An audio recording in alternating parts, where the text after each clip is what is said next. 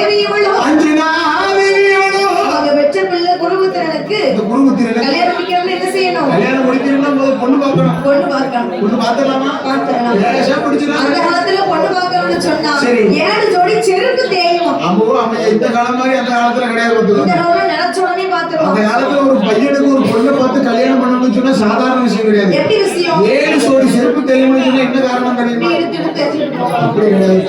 7 ஜோடி செருப்பு தேயும்னு சொன்னா வீட்டுல இருந்து கட்டு சாதம் கட்டி கொண்டு அந்த காலத்துல பஸ் கிடையாது. பைக்கும் கிடையாது, சைக்கிளும் கிடையாது. எங்க போனாலும் நடந்தே போகணும். நடராஜன் பஸ் தான் அந்த காலத்துல. உதாரணத்துக்கு நம்ம ஊர் தென்காசி நேர தென் திசையை பார்த்து வருவாங்க. தெற்கு நேர வட திசையை பார்த்து போறாங்க. மதுரையை பார்த்து மதுரைக்கு பொண்ணு ஒரு பொண்ணை பார்த்து கல்யாணம் பண்ண முடியுமா?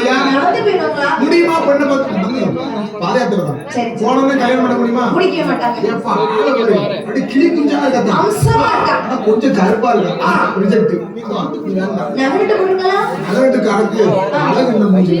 அந்த பொண்ணு நேர கீழ் திசை நோக்கி கீழ்நாட்டுக்கு போறாங்க. பார்த்துக்கோ வியாபாரம் அந்த சைடு போயிட்டு இருக்காங்க. அங்க போய் ஒரு பெண்ணை பார்க்கணும். ஏ அப்பா அது அப்படிப்பட்ட அழகு பார்த்துக்கோ. அது கிளி குஞ்சு மாதிரி பச்சையில் இருக்குங்க. அந்த செவல ஆனா கழுத்துல ஒரு நகரட்டு ஒண்ணுமே இல்லை. இவ்வளவு கெட்டி கொண்டு வந்து நாங்க கொரோனா போட்டு என்ன செய்யணும்? கழுத்துல கடக்க முடியாது. ஆமா அதுக்கு நேர தெரிஞ்சு பெண்ணை கழிச்சாச்சு. கன்னியாகுமரி பார்த்து போமா. கன்னியாகுமரி குளசெல்லாம் தெக்கதான் இருக்கு. தெக்கடிக்கு பார்க்க வாராங்க பார்த்துக்கோ. ஒரு பெண்ணை பார்க்காங்க. ஆள் எப்படி இருக்கா? அழகா இருக்கா. கழுத்துல நகரட்டுக்கும் பஞ்சமே கிடையாது. பொங்கல இருந்து பேரலங்கம்மா ஏன் தாய் சொல்றத கேளுங்க. அப்பேர் விட்டு அழகுன்னு சொன்னாங்க. ஏமா தாய் உங்க அப்பா எங்க? குட்டி நாள் போட்டுருக்குப்பா. உங்க அப்பா என் பேரு உங்க அப்பா எங்கம்மா? உங்க அப்பா எங்க? வேலைக்கு போயிட்டான். உங்க அப்பா வா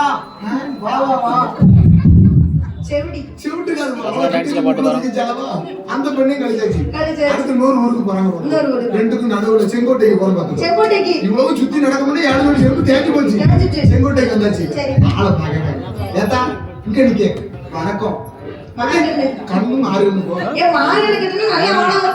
அவன் எப்படி இருக்கணும்?